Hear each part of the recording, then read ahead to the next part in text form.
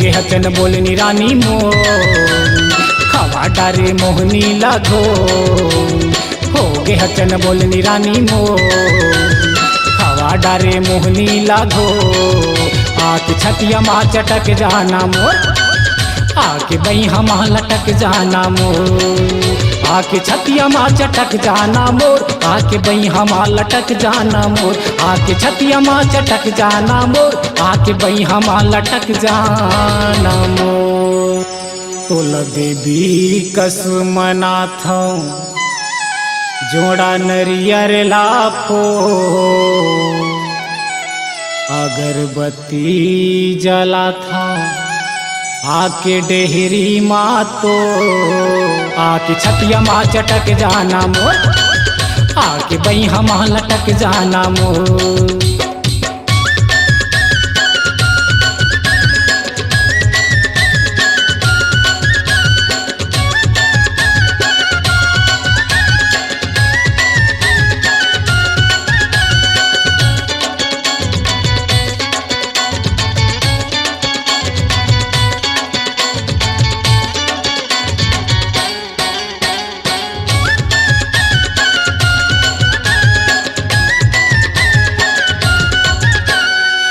चुकले चेहरा गोरी गढ़े का विधाता वो, काबर विसाए हच धर के बैठे माथा वो।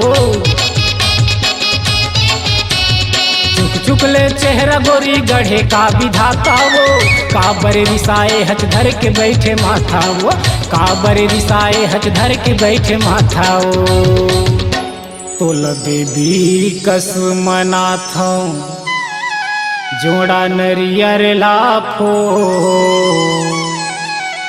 अगरबत्ती जला था आके डेहरी मातो। आके छतिया माँ चटक जाना मोर, आके बई हम लटक जाना मोर।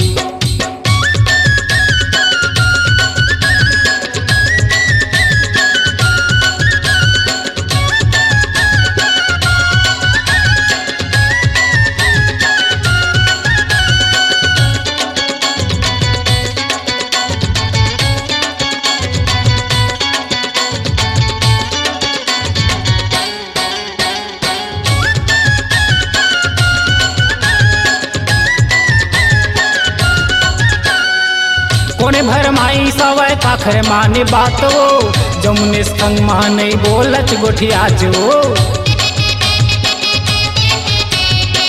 कोने भर माई सवय काखर माने बात वो, जमुने संग माने बोलच गोठिया जो। मीरी संग माने बोलच गोठिया जो। तोल देवी कसमनाथ जोड़ा नरियर लाफो, अगरबत्ती जला था आके डेहरी मातो। आके छतिया माँ चटक जाना मोर, आके बई हम लटक जाना मोर। आके छतिया माँ चटक जाना मोर, आके बई हम लटक जाना मोर। मान जन रे अपनी आवाज को दीजिए एक नया मुकाम। डिजिटल रिकॉर्डिंग की दुनिया का जाना पहचाना नाम स्वरांजलि, जहां गूंजती हैं ध्वनियां अपनी माटी की सौंधी सुगंध के साथ। छत्तीसगढ़ी संगीत के विविध रंग जो पहुंचाते हैं पूरे प्रदेश में डिजिटल रिकॉर्डिंग के संग। स्वरांजलि स्टूडियो, नेमीचंद गली नंबर 2, गंजपारा, रायपुर।